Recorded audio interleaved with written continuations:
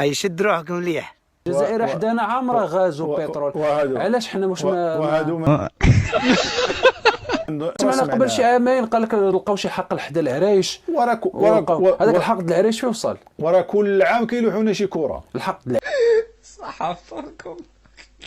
العرايش فين وصل؟ ما هو ما بقاش الكلام عليه، لا ما بقاش الكلام عليه. الحق ما بقى والو. مشى اللي كان مضمون حنا عندنا هي القضيه ديال الاستيراد. حنا ما عندناش غاز، واش حنا ارضنا مال هذا المغرب هذا واش بوحدو اللي فيه هذه الدعوه ولا شنو؟ الجزائر حدانا عامره غاز وبترول، علاش حنا واش ما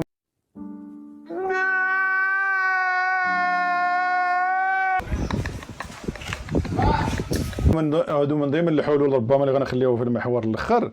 عندنا مكتب وطني ديال الهيدروكربونات محطوط منذ سنين لحد الساعه ما خرج لنا حتى قطره. خاب الظن ديالنا، انا بغيت نبكي دابا كاع. وعلاش كاين؟ والغريب في هذا الشيء هو انه كاين اليوم الاكتشاف ديال البترول والغاز في مواقع جديده من غير المواقع الكلاسيكيه عبر العالم، والمغرب الا حنا مازال ما لقينا علاش ما واش حاولين ما كنعرفوش نقلبوا ولا ما عرفوش شنو كاين.